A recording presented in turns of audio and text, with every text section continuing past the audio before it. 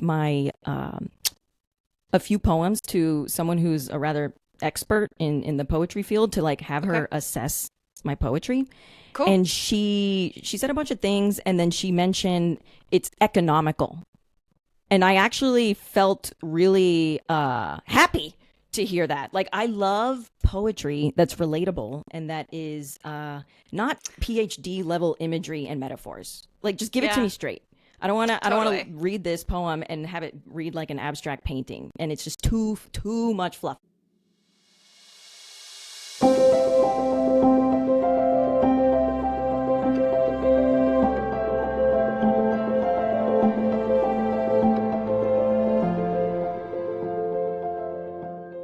Hey everyone, welcome back to the Odyssey of a Novel podcast. I'm your host, Emily Elizabeth, and I'm super excited about this episode today for two reasons. First, this is our very first video episode. What does that mean? Well, if you want to listen like normal, nothing has changed. All episodes will still be audio only on Spotify and Apple Podcasts, but now you also have the ability to watch my interview. To do that, you can hit pause right now and head on over to my Substack page, emilyebaker.substack.com, or the YouTube page for the podcast, Odyssey of a Novel, and you can watch our interview. The second reason I'm excited about this episode is because of my amazing guest. I got to chat with Priscilla Zorilla for today's episode.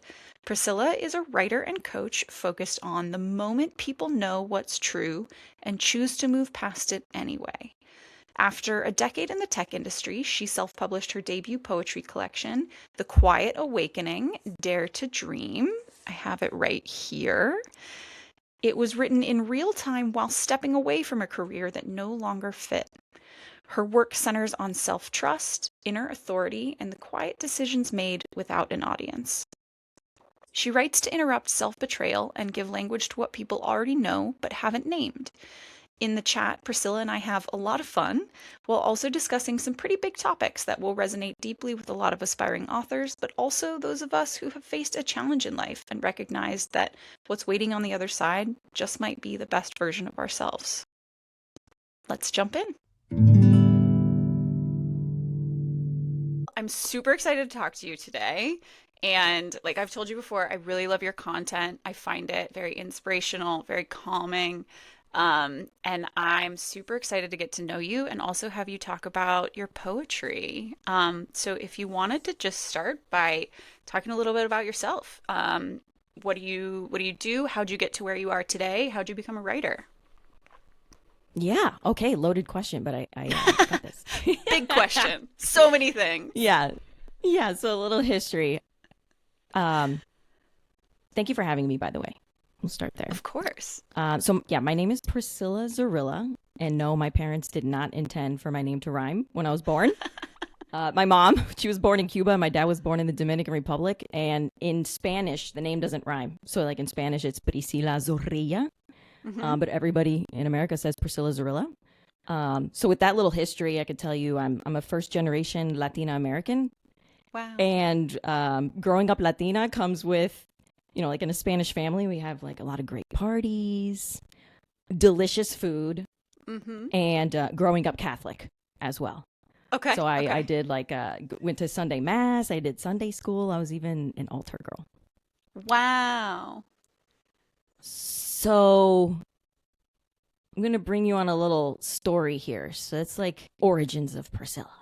Okay. Um, there was like a pivotal moment in my life, 16 years old, where I started like forming my own opinions and thoughts about things.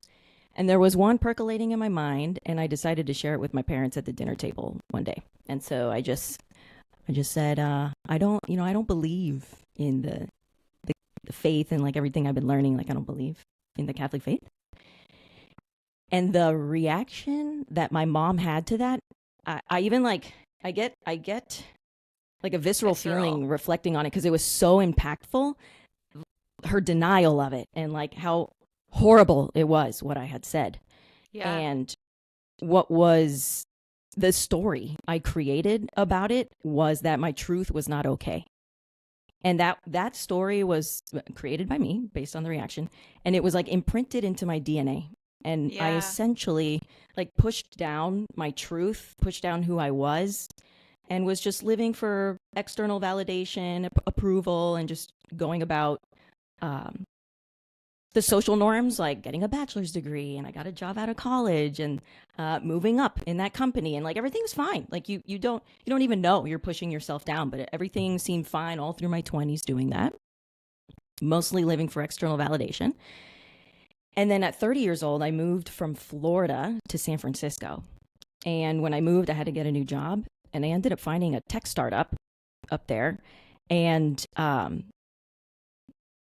we had values that were like grant trust and be transparent and be and become your best Yeah. self. It was like these new philosophies and principles I was not exposed to before. Yeah. And this was a group of people, and it was small. I was our 10th hire at this tech startup. And this group of people like really celebrated you being you, like just bringing your whole self to the table and even being vulnerable with each other as the small startup that we were. And it was through them that I first got exposure to just being me and it being accepted. And Yeah. there was even a time where like there was an extremely vulnerable moment that was presented to me, and it was actually at a dinner table. I was vulnerable for the first time, and I was met by everyone with acceptance, and it was so freeing for me. And I got a taste of that for the first time in my life after so many years. So it was something about being in this startup and surrounded by these people and being able to explore who I was that helped me realize I actually don't even know who I am. Like I haven't been me this entire time. And so around that age of 30, 31, when I started at this company, I went like on a deep quest of inner work and getting to Yeah. know myself and self-understanding. And I've been doing that for the last decade. And it's only recently that I left the startup to build my business, which is all about helping people shift from self abandonment to self trust. And that's where I am now, is creating this business. Yeah, so I saw that on your website, particularly about the tech startup, and everything that you just said resonated with me so much. I have also worked in tech startups, and Mm. I worked at a fintech startup that helped teachers buy houses. It was a really cool company, and more recently, I worked at a climate tech startup, and I also ventured out on my own in August of last year. But both are so we're so growth, well, particularly the first one is so growth oriented as an individual, and like had those values too. We also had like the interpersonal meetings where you talk about like feedback and like really like have those kind of conversations that were not ones that I was used to having. And I never really thought that being in a tech startup would be something that would encourage me to grow in that way, but it totally did. Oh, wow. Very parallel. Thank you Totally. for Yeah. sharing that. Yeah. Yeah. You really When, understood where I was coming from. yes, when I read your bio, I was like, oh, same, same.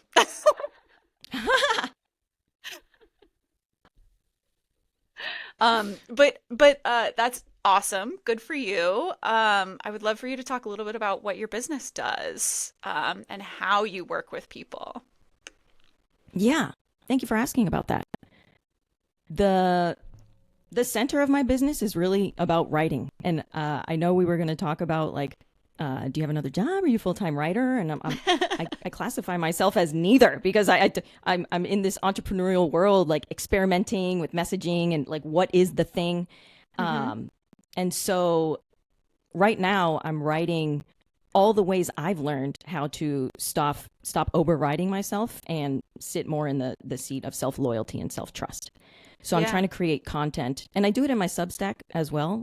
Hmm. And it's called In the Search Bar. So inthesearchbar.com, or my Substack's also called In the Search Bar. And I write about all the things that I have learned over time to help other people get out of self abandonment and into self trust. I Yeah. also I trained in coaching last year, so I'm Cool. a certified holistic coach, and so I do some coaching, some private work on the side Yeah. while I'm trying to build the business. And you said you left last August as well to build your own thing, so maybe you even can relate to that piece. Yeah. Yeah. I mean, I used to be a teacher and then I got into real estate for a while and then that segued into my work in tech startups because the first one was a real estate related tech startup. And my life used to be very different when I was in Denver. It was very expensive. I have the most expensive possible hobby in the world. I ride horses, and in a Oh, city like Denver that is just blown up in terms of cost and population, it was increasingly unaffordable for me to live there and try to do my dream, which is riding horses and writing. And then in May of last year, moved here to the cabin, and this is a family property, and I'm lucky enough to get to live here for free. It is very rustic. But when August came around and my life looks very different now, um, and I was presented with the opportunity to not have to have a full-time job and actually just get to go all in on like myself. And that's what I did. it's like the stars align. Hmm. I wrote a Substack about that. I totally get it. This is a lot about my book. It's very cool to hear how parallel, like when the doors open up like that, or like I said, the stars aligned, it's undeniable. And like you get to, to be grateful also that it turned out that way. Yeah. And that we get to explore this entrepreneurial world. You may have related when I said like I'm constantly experimenting and like I'm getting to Hmm. know Google ads and like just doing all sorts of things, Meta and doing Yep. ads there and so. But I wouldn't. There's not even a but here. I love it. And there's like Yeah. down moments. Like I write a little bit about like the ups and downs of entrepreneurship. Like it could literally be from one day to the next where I'm sudden like I feel like I'm on a high, things are going well, and then there's like a little twist in thinking or something that happens that brings me to a low. However, I understand this is probably a part. This is we're doing it. This is part of Yeah. it. All of that. Yeah. Well, I mean, you're describing being a writer in general too. Like it's the moments of being like, yes, the words are flowing. I feel so good. I'm such a good writer. And then like you'll wake up one morning and be like, nobody will ever want to read this. I should Yeah, not. that And keep happens. going. Yeah. Those are real words. Uh-huh. You It's just gave it in a very real parallel. example. Yeah. Yeah. Hmm. Yeah, yeah. I totally see it. Thank you for bringing in that similarity there. Totally see it that way too. Yeah. Um, and so your book of poetry um is called The Quiet Awakening, Dare to Dream. Can you Yes. talk a little bit about that? Yeah. So I wrote this book actually in the last 2 years at my tech job. I was there for 10 years, and near the end of it, I was getting that entrepreneurial zeal to leave and start my own thing. But like, I would sit back in the comfort of having the job and the insurance and like all the good things that come Mm-hmm. with it, the comfort of the role. That And insurance. while it seems so little, but it's a big deal when you leave a company, and I know you Yep. understand that. Looking at the cost to get it on your own. Um, yeah. So the way I write is I free write. I like writing in Cool. real time to process my own thoughts. So when you see anything on my Substack account, like that's me probably working through something difficult or some Hmm. uncertainty or like an insight I'm having as I'm maybe in a transition to share with other people. And I I I find that like the answers we seek often is revealed in writing. And that's what free Hmm. writing does for me with no agenda, no goal, Yeah. like just opening up a Google Doc or a Substack draft and brain dumping. Yeah. And so when I was struggling at the 9 to 5 job and getting a little more disengaged and feeling the pull to leave, I started writing to process all that in poetry form. And so I was just writing these poems as I was experiencing these things in real time. And it I didn't even intend to put it out there. I was writing Hmm. for me to like uncover what was hidden and to release what was heavy and to make sense of my inner world. And it wasn't until I decided to leave the 9 to 5 did I realize I think I have a book here. Like that would be potentially the end of the book. Like I didn't know. I wasn't writing to, like I said, to publish. And so when I left the job, I'm like, holy cow, this is like this.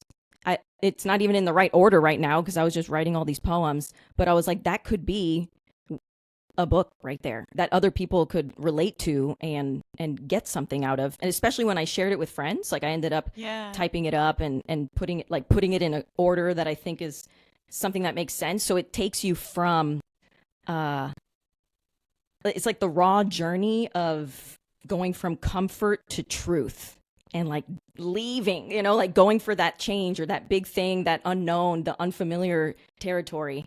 And so you get it in this raw format in real time. And then when I learned about self-publishing, I was like, I can actually do this. I can put this out there. It doesn't have to be a big deal that you get. Like you can make it all happen on your own. Yeah. What you said was so perfect and so real of the journey of going from comfort to truth, because I think that comfort is the reason why so many people stay in a place that maybe isn't their truth or their real happiness because of health insurance or a good paycheck or what have you, or it's just simply what you know. That might even be it. And I've written Substacks about this as well, but like I think usually the thing that you want the most is on the other side of that discomfort. Yeah. That's cool. Yeah, thank you for sharing that. I'm so glad you can relate. It's also a matter of like you're also comfortable in your role, like you know what you're Hmm. doing. There's Yes. like so many factors, and then like yeah, if you have you get paid well, you're also like I love splurging on myself and going on trips. Like you leave Yeah. all of that. I like picking up the bill. I've written about this in my book. Like am I Yeah. leaving all of this if I leave the job? Um, but I truly believe, Emily, and I know this, that when you go and start your own thing and it comes from the heart and it's like built on your strengths and when you start a business like that, we will have all of that and in strides and more, like all those things that Hmm. we thought were like you're paid well and all that stuff, that it's going to be even better when you create it from scratch and you go through the ups and downs that we're talking about, like those Yeah. high days and low days. I truly trust that, so I'm excited about like being in parallel with you on this Yeah. journey and seeing where we Totally. go. Yes. I have to say this is one of my favorite things about the podcast is just chatting with people who, for various reasons, are kindred spirits, even if it's just because we're writers. And I love finding that commonality with people that I never would have met otherwise. Yeah, I got little goosebumps on my left calf over here when you said kindred spirits. Thanks Yeah. for just seeing it that way. It's so nice. Yeah. Well, I have to say, I have great admiration for poets. You're the second poet that I've talked to. And the extent of my poetry writing was very angsty teenage poetry in middle school and high school. And I didn't even realize that I loved poetry until recently. And I love that a book of poetry can still read like a story. It's just like you're saying Mm. with yours, it truly tells a start to finish story through your poetry. Yeah, you were ahead of the game. I didn't know about poetry until I got much older, and you're doing it here teenage years. I I Do we call it poetry at that point though? I don't know. it is if you think it is. Yeah, totally. I got into writing poetry actually during COVID. Okay. Um, Cool. I started dating a guy who loved writing haikus, Okay. and he got me into writing haikus, and we were writing them every day. And I liked that it had like some form and structure, and you got to like stick to this because it kept me in a certain space where like I had to work within that, and it made me really creative in it.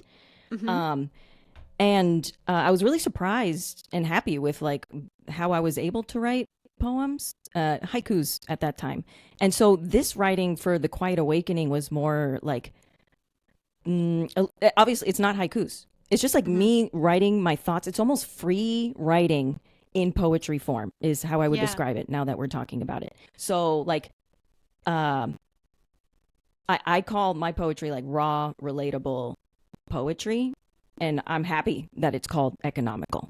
And Yeah. so, could you relate to that? Like, I'm curious about the type of poetry you like. Yeah. Yeah. No, and that's exactly what you're describing as like the reason why I didn't venture into reading poetry because I work in a bookstore part-time, which I love, Mm. and we have a poetry section, and there are a lot of people who come in and they will spend hours sitting in front of the poetry section. It's quite small. But they'll go through and they'll look and they'll eventually pick out like the perfect book of poetry for them. And I've literally never spent any time in front of that shelf because I was always pictured poetry as being this like very Victorian like thing that is just way up here and I'm not actually going to enjoy reading it. And it's only recently that I've started to pick it up a little bit and find it to be like relatable and something that guides me in a way, if that makes sense. Ooh, guides you. How so? You know, in a way that like it explains things that I have felt but didn't know others were feeling. Yeah. The way you described the typical type of poetry, the Victorian, this like grandiose, I really related to that. That's the I definitely respect and honor the people who can write in that way. It's simply not something I can connect with because yeah, I like it when it's approachable and I can relate to it. Yes. And that's actually one of the most rewarding things I've heard out of my reviews where people have said it's like a mirror to my inner world. Cool. And reading it out loud once to someone, she said, like she understood what I was saying and she's gone through that too. And it makes her feel like it's actually okay, this Yeah. difficult thing she's going through. And it felt like what you were saying there of how it guides you because you can relate to it. Yeah. It makes you feel seen. Yeah. And I don't know how to feel seen in like the heavy duty imagery and PhD Totally. level um, vocab, if you will. I'm pretty elementary in my writing. Like I I'll do some can't. metaphors and they're simple. I want you to get it because that's how I'm gonna get it. And I write Yeah. really for me, and then others can relate through that writing for myself. I can't feel seen if I have to get out a dictionary just to read your poem. Yeah, yeah, that's a good way to put it. You're good at that. You're good at like it's like this. You're good at similes.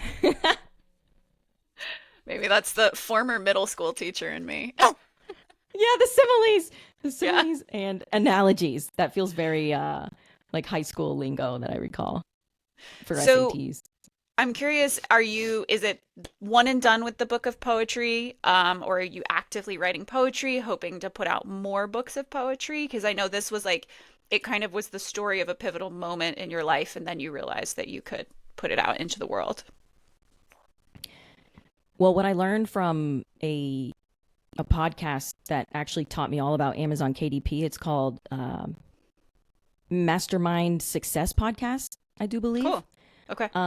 They mention on there that you're probably not going to have like a huge book career or have like one book go all the way for you. Like you have to Mm-hmm. have a collection. And that was planted in my head ever since I heard that one episode. And so actually, when I released this poetry book, my debut one, and because I write in real time, like I don't have a goal and it's not fiction. Yeah. It's like, That's what am so I going to write cool. about next? And I was starting to write new poems as they were coming to me on the other side of the 9 to 5, thinking like this could be about book 2. What is it really like when you leave the comfort? So Yeah. I was having a lot of things come up for me when I left the 9 to 5 and I was writing the poems about it. And then it's been months. So it's like that's a part of this way of writing when you're writing in real time with no like real end or plot or anything that like I don't know how the book will come together, when it'll come together, but all I know is that I need to write when I'm inspired and it feels like something Yeah. meaningful is coming up for me. And so I do trust that there is going to be a second book through that, plus that seed that was planted. Like you need more than one book. And because I love writing so much, because it untangles my inner world, like it would be amazing to make that part of my entrepreneurial career that it is about like releasing meaningful books. It untangles my inner world is such a cool way to describe writing. I mean that really resonates with me too. But that was poetry, if I do say so. In a simple way, you could understand it. Yeah, especially if you've written, you understand that like the act of writing itself often holds the answers we seek. I've like come up with all sorts of quotes um, around like how beneficial it is to write. Oh my gosh, I would love to share something with you that Please. might be helpful for the listeners. I know in the list of questions you were going to say like there was a question about like a meaningful thing that you've written in your past. What was that That was going to question? be my next question, so you can save me the Ah, time and answer it. okay. Yeah, what? Go ahead and ask the question, and then it'll put me in that mind space to get to it. So we know that you really started poetry in COVID, but I'm assuming you've done some writing before that. What is the first piece of writing that you did or have done that stands out to you? Whether it's because it's like the first thing that was published or the most meaningful first thing that you wrote, um, just something that stands out to you as an early piece of writing. The one that stands out to me came from the early days at the tech startup. Hmm. My boss at the time was our co-founder, and he used to be a life coach. And when I would have one-on-ones with him, I would bring work to the table. But sometimes, if like there's something difficult I'm going through, I would share it with him too. And he became like a mentor to me, and he would help me from the business side and also the personal side as like a coach and a mentor. And there were some things that I would mention to him that were like challenges that I was going through, and he would advise like, have you thought about writing about it? And at the Cool. time, I was I declared these exact words: "I'm not a writer," and I like never did it. Like pushed it to the side, and I would come to him with a challenge maybe like a year later, and he would ask me again, like, "Have you do you write? Like, have you thought about writing it?" And I was like, "No, I'm not a writer."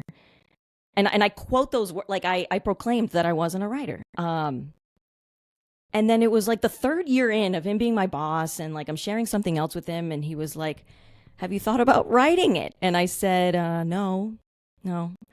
And he goes, "Okay, Priscilla, please do this. Open up a Google Doc and put a bulleted numbered list going, and write down 100 things you want. Cool. Please do this." He's like, "Just do it this time." Also, Like, a and hundred? Wow. I was pretty reluctant because I'm not a writer. I'm not a writer. I was really standing strong with that. But I felt compelled to reluctantly take on this task. And so I did it. I got home and I opened up a Google Doc, and I didn't want to do this. And I started the bulleted list, and I started thinking about, okay, put at the top, what do I want? Question mark. And as I was thinking about it, I was unsure. I couldn't come up with anything. I was Hmm. like, how do I not know what I want? Yeah. And and that was pretty baffling in itself. Like, wow, that's actually a pretty tough question for people who've self-abandoned for a long time. So I was dealing with that. Um and I finally got four things written. And then I'm at 10. And then 16, and then 20, and then 30, and like I'm at 64, and now it's flowing out of me. Like, Wow. write this sentence of something I want, period, next, then the next one, and then the next one. And I got to 100 things, and it was in this writing experience that I did not want to do did I realize like how much can open up when you write. And Yeah. that was definitely the most meaningful piece that showed me like it can uncover like some hidden truths or reveal things, answer questions, untangle the within. Like that's where I understood the value of writing, and that's where I started my free writing journey. That is such a cool example. If you're comfortable sharing, do you remember any of the bullet points that you made? If you're comfortable sharing them. I actually would love to go back and find it. Like Okay. where, I don't know if you've ever heard of 750words.com. That's where I was doing all Mm-mm. my free writing for a really long time. And I Okay. don't know, like, did I do it in there and I would have to go access it, or is it somewhere in like an old email address? I haven't looked at it in a long time and I have no idea where it lives to even know what one of them was today. But it Yeah. would be like, it's a good exercise perhaps to do 10 years later now, you know? I feel like I want to do it. It's a good one. Yeah, yeah. Like, oh, I if this could inspire anyone to do that and it gets them to write for the first time, I would love to know in the comments like what comes through for you, and with no force or anything of having to Yeah. make any meaning out of it. It's just an exercise Yeah. that could be valuable. Um, so did that segue into your poetry? Or was that totally separate? That was totally separate because the 100 Things I Want happened like in 2017, Okay. and then I started free writing because I came back to my boss and told him I did it and how fascinated I was. And then he told me about free writing, just like no agenda, just open up a doc and write what's on your mind and brain dump.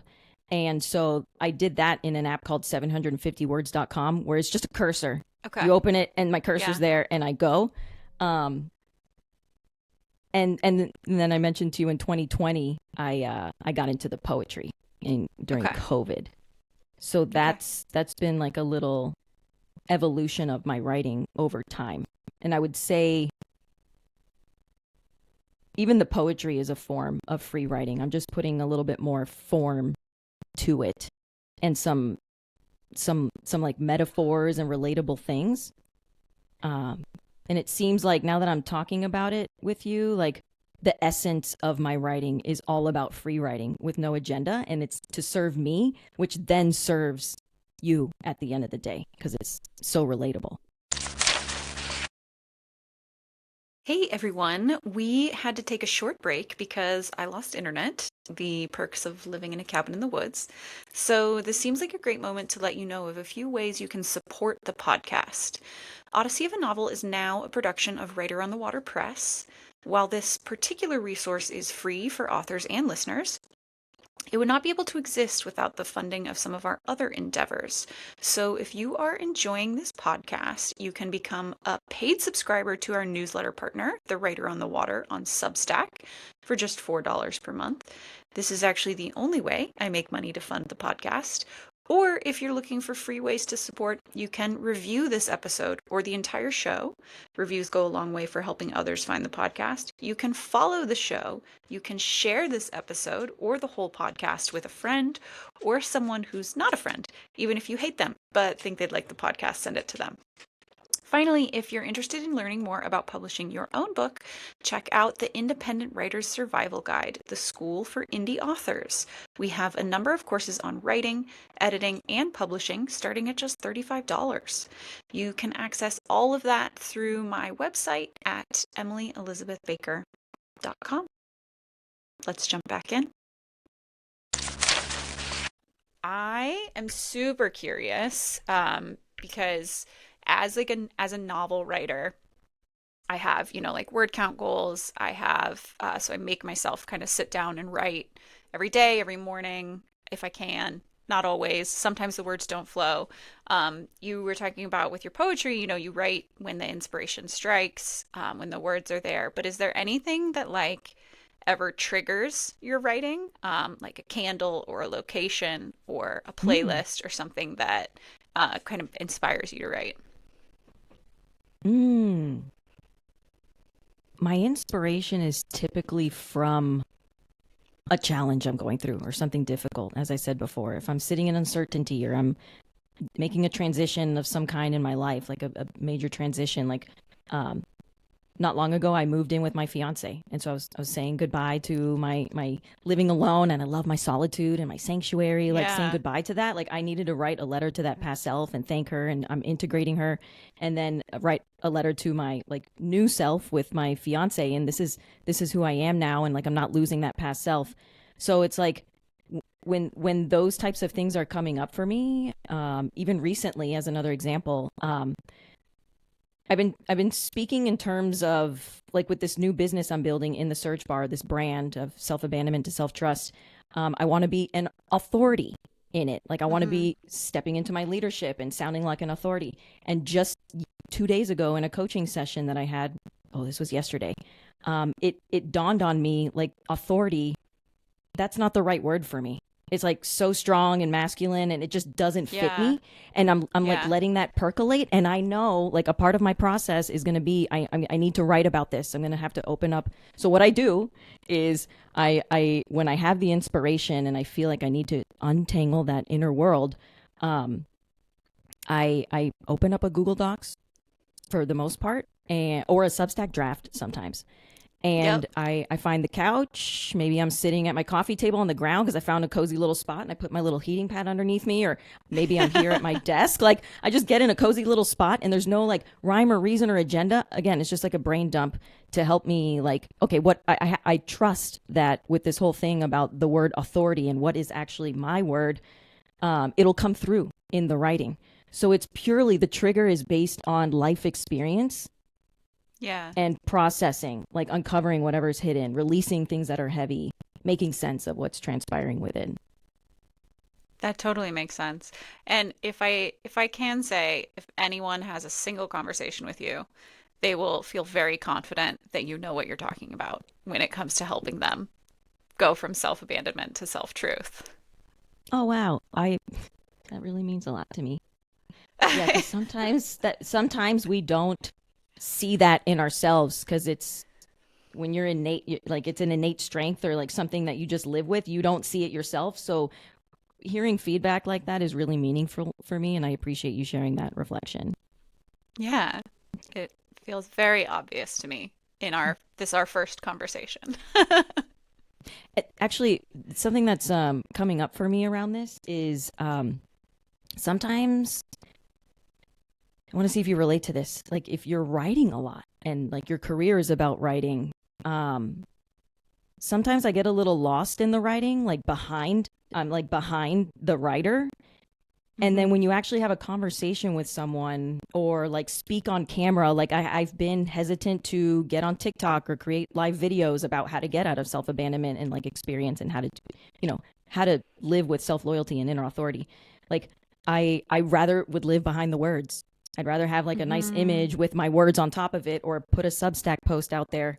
And so doing something like this with you is really meaningful and like you can step into your truth. You can all you can do is be here. There is no notes. Yeah.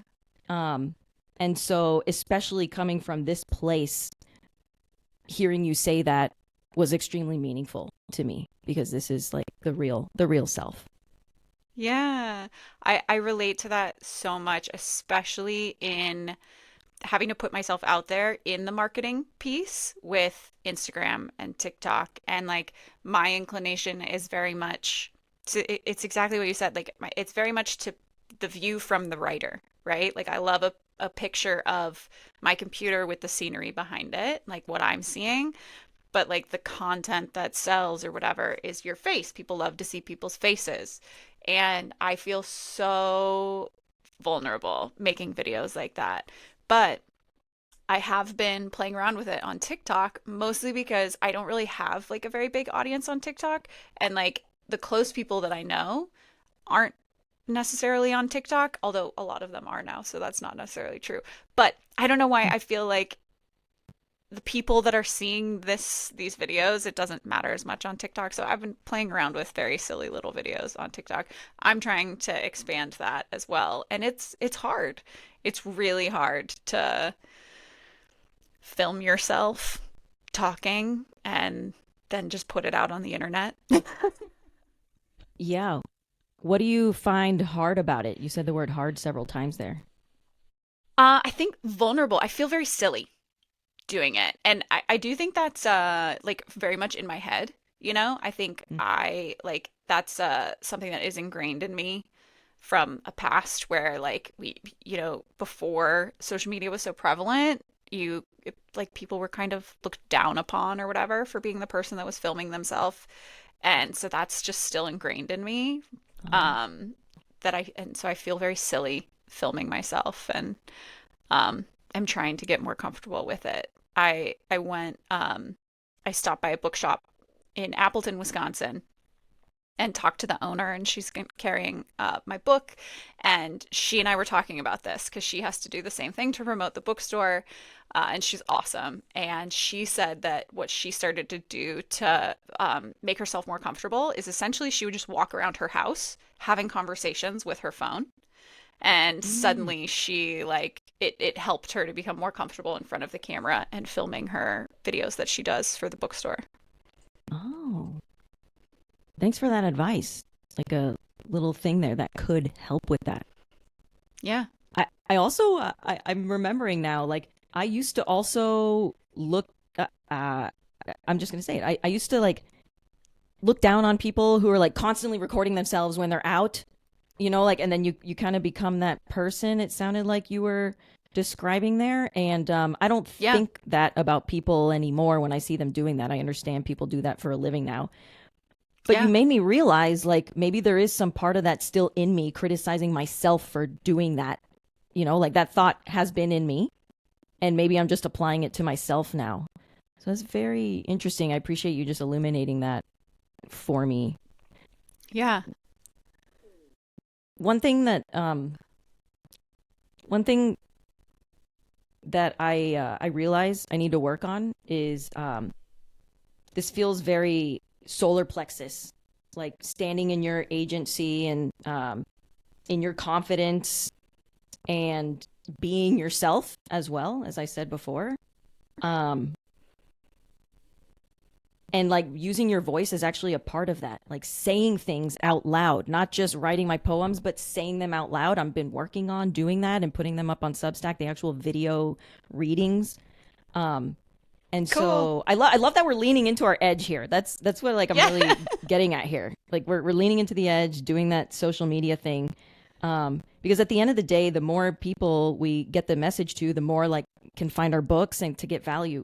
They'll get at value out of the books. So like I heard I forgot who I listened to, but you had me listen to one of your past podcasts with someone who said she was actually seeing a lot of success talking about her book on TikTok.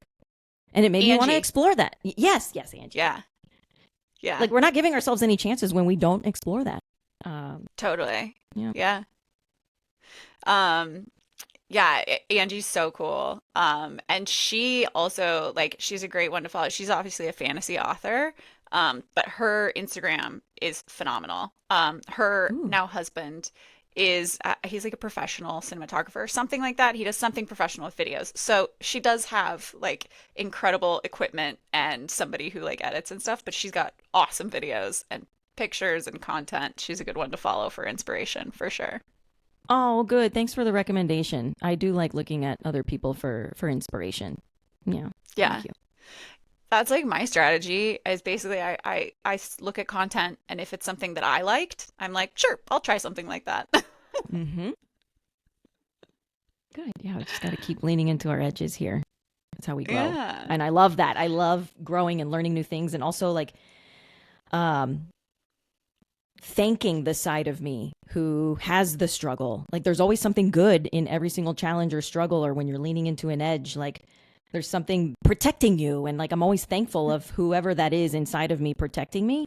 But the greatest thing is to like notice it and not resist it and allow it, give it the Yeah. space it deserves because I feel like that's what can help that's what helps me grow a lot. It's like one of those things I learned in my inner work journey about allowing um, can allow you to then do the new things that you want to do. Yeah. Totally. So I'm super curious to hear a little bit more about your publishing process and your writing process. And again, like just because I'm not as familiar with poetry, I love to hear about the differences between um, going through this whole process with poetry compared to uh, going down this process with a fantasy novel. Um, so do you, you've mentioned Google Docs, you've mentioned, what was it, 750 words? Oh yeah. Um, what do you usually use as a tool when you're writing? Or do you ever like handwrite? Yes, I have a notebook with me all the time in my purse. Um, yeah, I handwrite. more things like I explained earlier. Like I was transitioning away from living alone, and like I wanted to write as a Hmm. reflection. So that's when I'll do some Cool. physical writing. Um, you might be surprised to know I did my manuscript in Google Docs. Like I just I'm scrappy. I like being scrappy. I did Google Docs for the manuscript, and then Canva for my book cover, which I designed my own book cover. So like this came together with Amazing. Google Docs and Canva. Like That's y- awesome. yeah, I think so too. Thanks for recognizing that. Once I learned through the Masterminding Success podcast about Amazon KDP and that Yeah. I could self-publish, like just signing up for an account for free, and then I think it's a yellow button with a plus sign, create a series or something. And then they give you the step by step pretty easily.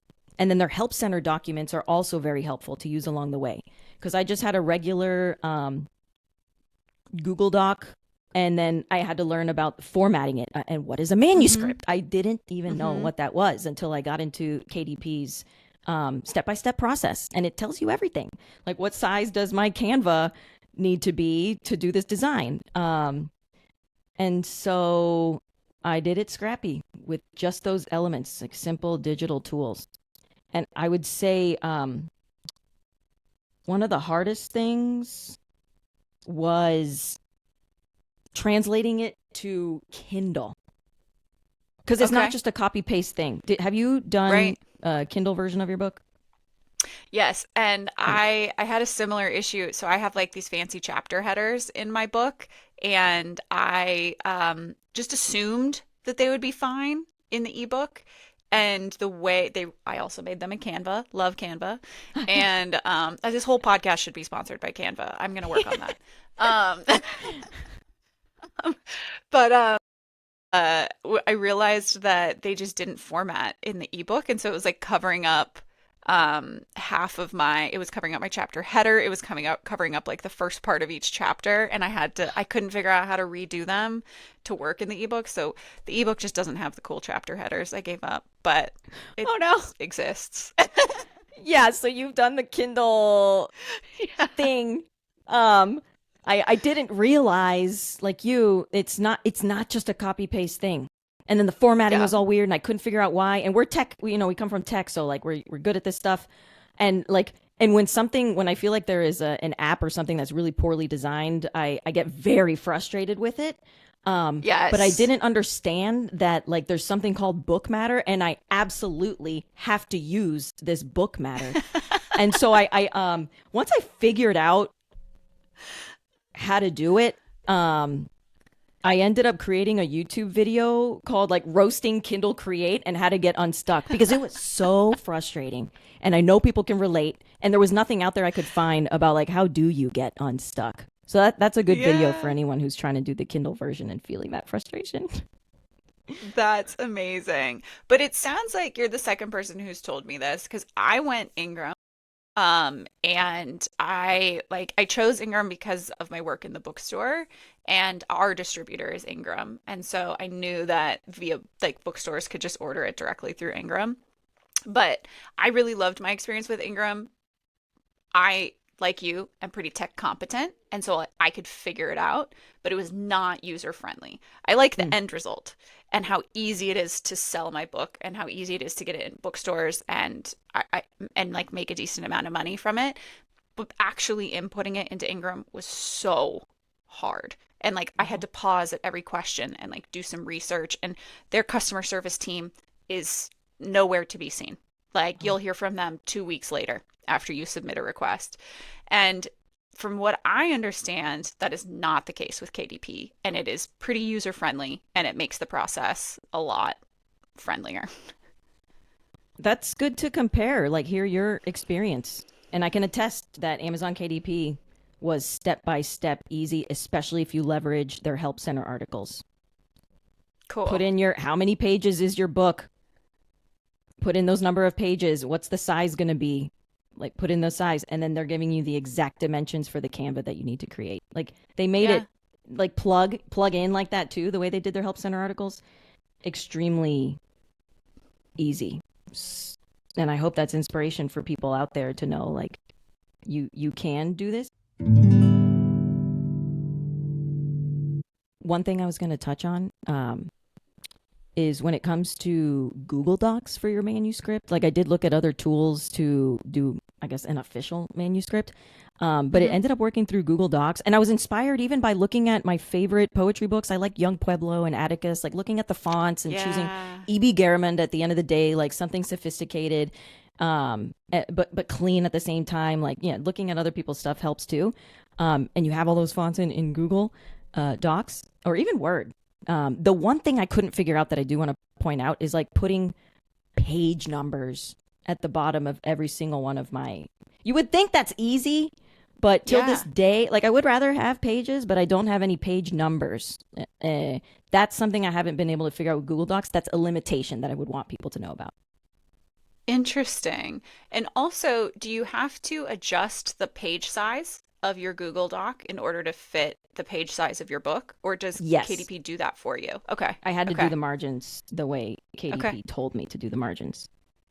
Yeah. And like I So tried then it I with a wouldn't know how to footer. do the page numbers. Yeah, like I tried a footer. You would think maybe the footer works, but that yeah, it's helpful for people's like orientation if they want a table of contents, for example, and to go to a specific poem. Um, it would be nice to Okay. have that someday. Yeah.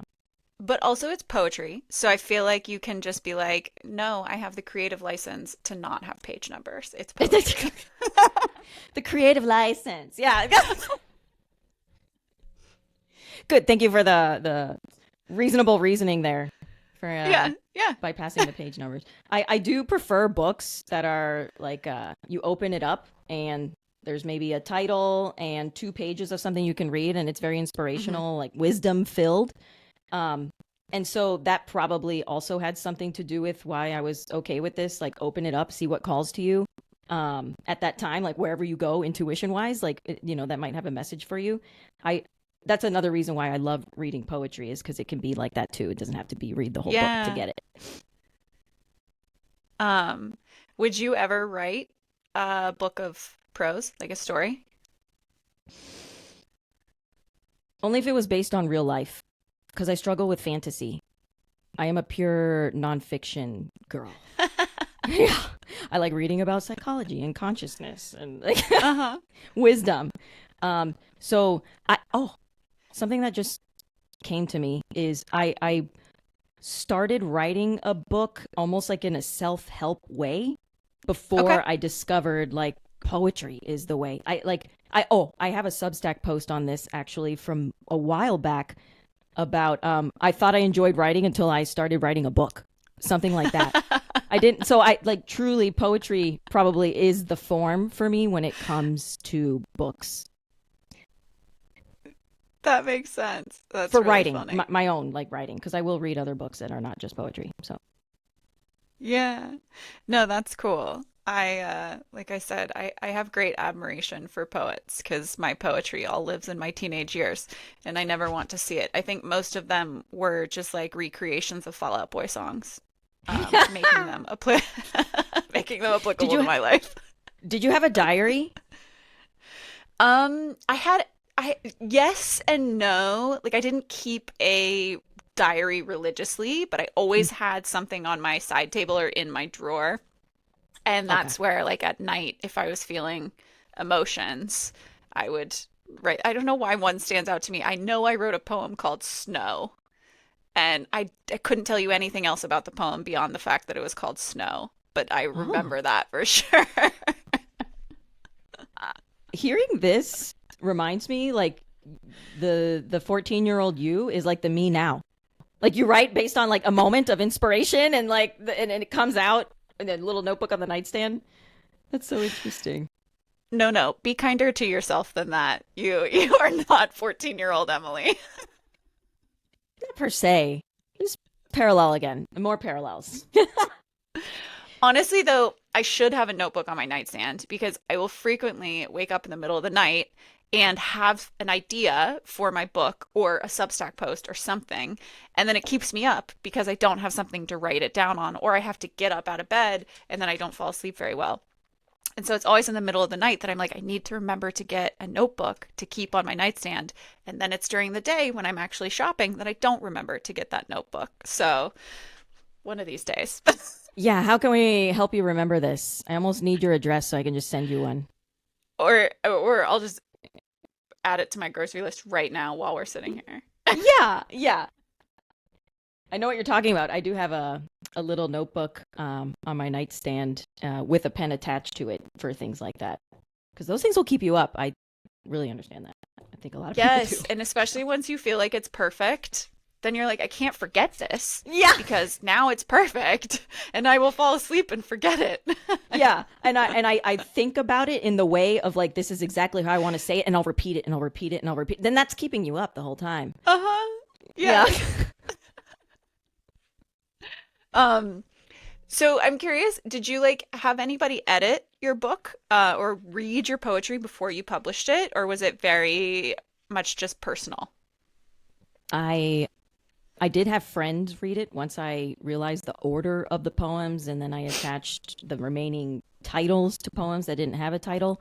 I shared it with several friends in a PDF format, and they Okay. adored it. And one thing they really loved actually was they were like, "Wow, I get a sense of like your inner world," and they love getting to know me better. And that's from a friend perspective, but they were also like, "It's relatable. Like I understood this." Um, and that gave me a lot of inspiration to actually publish it. So part of it was like leaving the company. Well, whoa, the book is like complete here, and then also getting feedback that this could be something that helps people. I did not get an editor. Um, I read my poems over and over again obsessively to make sure like that it's on me if I don't get an editor, to make sure it's clean and polished and not from like a vocab perspective, but like no misspellings. I want to make sure the breaks Yeah. are exactly where I want them, the commas make sense, like even certain things are very in my language. There's like a parentheses with quotes in the middle of it, like that's Mm-hmm. me speaking truly. So I love the way it turned out. um if I had, oh my gosh, I mean, if I had a long book, I like the original one, that maybe a self-help book that I was thinking to create, I would probably want an editor. I do remember going on Fiverr and looking Uh-huh. around for people, like maybe I can get someone to help with the book cover, even though I ultimately created myself. But like I like exploring like what are the possibilities? What is an editor? What do they do? Yeah. Like I started looking up a book editor, and I ultimately didn't go with one, but I did find an illustrator on Fiverr that Cool. yeah, there was I wanted some illustrations to go along with a few of my poems, and ultimately there were illustrations made for 7 of my poems. And I reached out to a few designers, illustrators, graphic designers who I liked what I was seeing on their Fiverr page. And then I gave each of them like 3 poems and like create just one. Uh-huh. What would you create for this poem? And I compared the 3, and there was this person, Fatima Sihar. I loved her. I went with her, and she like interpreted the poems in her own way, and I loved that without even asking her what was her Cool. interpretation. I just could understand it. And and the surprising thing was when she was making a person, like the person looked like me, and she had never seen me before. There's a girl holding Whoa. like a tote bag with her, like the back Uh-huh.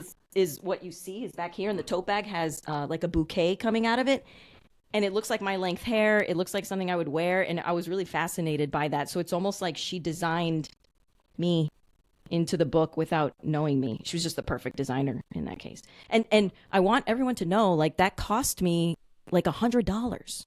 You don't have Yeah. to like buy all this expensive stuff. Maybe if I think if I like things took off, I might want to redesign the book cover. I would never want to change the contents of my book inside.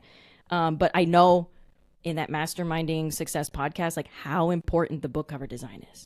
And I know Yeah. mine isn't like a expert book cover designer, but you can be so scrappy and make it work and like work on that You stuff can. later. Yeah.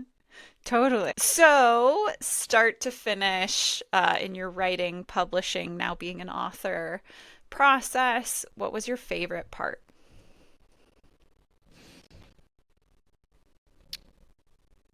has to be reading the reviews after it was out there. Like getting the Amazon reviews because it's available on Amazon Prime. Uh-huh. Once I started, like the feedback started rolling in, that was the most gratifying, rewarding. It's got to be my favorite part, I would say. Like hearing from people who actually read it that I don't know. And they taught me what I was writing about by putting it in their own words. Like I thought originally, you should have seen Cool. my description originally. It was very literal about like all the self-doubt I had to leave my 9 to Uh-huh. 5, like it was very specific to that. But then people start showing me what I was actually writing, which is like, yes, it's about self-doubt, but about leaving, the way I described it earlier, leaving comfort for truth. And whatever their truth is, it could be maybe moving to a new Mm-hmm. country. Like I didn't realize how much it could be interpreted into people's actual situations in their own way. So it has more broad appeal than I thought. So that was cool. The whole like them telling my audience, the people who've read my book, tell me what the book is about. That was really Yeah, meaningful. Probably my favorite part, that's along so with cool. designing the book cover. I really enjoyed doing that. I actually and like playing around with the title, like what's it going to be called? At first, it was Uh-huh. called "This Is Not the Whole Book" because I always thought like there was going to be a second one and a third one. Um, and sharing the designs, the various designs I had with friends. They were a good Uh-huh. resource for me. This is so nice now that I think about it. And then another thing that I really loved was fully translating the book to Spanish with my dad. Cool. Yeah. It's called El Despertar Sereno, Atrévete a Soñar. And that's like it's hard to translate this title in like literal Yeah. terms. But that's what it is. And I love, like, it was so cool. My dad, like, he's retired and he prioritized it and he got it done within a week. And I reviewed it as well. So like, it was really cool putting it. It was important to me to put it in my second language that I grew up with for it to be accessible to Spanish speakers as well. That's so cool. So is that also for sale currently, or is it still in process? Yeah, that's also on Amazon. You can get it in English or in Spanish. That's so cool. Yeah. Especially that it was like a family thing too. That's amazing. Oh yeah, I tried copy and pasting and putting it into ChatGPT and asking it to translate. I speak Spanish and I didn't like the way it was translating it for me. It's just like not Yeah. it's too literal. This is poetry. Like it can't be Uh-huh. it has to be true from the like its original form translated. So Yeah. that's why I tapped into my dad and he was so open and willing. I love retired dads. Like they want to they want to help you and they love it so much. He was so happy. I love you, dad. He's the best. So that was a My fun little dad, partnership. my dad is the only founding member of my Substack. Oh, love the Yeah, you dads. know how there's like the subscription levels, like there's free and then there's paid subscriber and then there's founding member. And my dad is the only Oh, one who's ever done founding member, which I find adorable. oh, that is adorable. I love how like that he's involved like that he Yeah. cares and he yeah, And he will lovely. 100% listen to this and hear this. So Yay! Yeah, I'm gonna send it to my dad as well. I love you, dad. cute. Yeah. Um, so lots of highs. What was the hardest part in your experience? Again, start to finish, writing, publishing, being an author, all of it. Definitely that Kindle Create fiasco. That was Yeah, one of the harder parts. And then once the book is out there, you have to continually talk about it and put it out there. It's not gonna like just go off on its own. So I yeah, would say like another hard part is marketing the book and continuing to do totally. that as you're like doing your Substack publication, building a brand. Like Hmm. that continually needs attention. Yeah, I 100% agree. And it's such a like making marketing posts and whatnot for your book is a creative pursuit in itself. And it can be exhausting and like use up all your creative energy for the day. And it's like, ugh, I could have done Mm. something else with this creative energy. Yeah, I hear you on that. Yeah. Um, So, would you have any like advice for aspiring authors? Actually, no, you know what? For you, I want to change this question.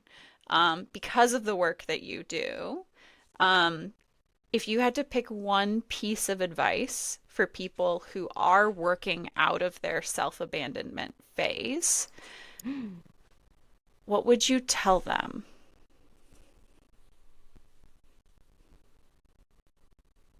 The doorway out of it is self knowledge.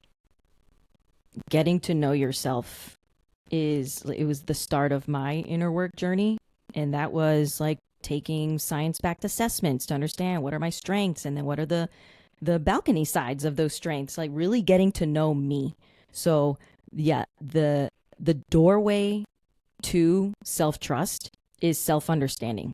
You got to go inward, and a great way to do that is through assessments. It's like it's neat to have the opportunity to share this with people, and there's so much more there now that I'm thinking about it. But you asked for one piece of advice, and that's what I'm giving. It's okay. When I asked for your favorite part, you gave three favorite parts. So Ah, you yeah, can also. yeah. This is what the in the searchbar.com is all about, and like what I'm continuing to build out. So it's all like a work in progress. Like, how do I make sense of that decade of inner work I've done and that I continue to do? So perhaps another thing I can share with people is like when you've been overriding yourself for so long from such an early age, it's I'm discovering now it's lifelong work, because I'll revert back to Yeah. like softening myself, like to appease the outside and to stay loved and to stay safe. But um, and that's okay. And I like to be honest about my journey, that like I revert back sometimes to some old ways. And here's how then sharing in real time when I write about it, like how that happened, what I'm doing now to help people who are in that stage, as an example. It's interesting. That really resonated with me. And also what you said first gave me chills when you said, the doorway is self-knowledge. Um, but you saying that about like sometimes you'll revert to your old ways and that's okay. Like you have to be kind to yourself in those moments and just acknowledge it and keep working.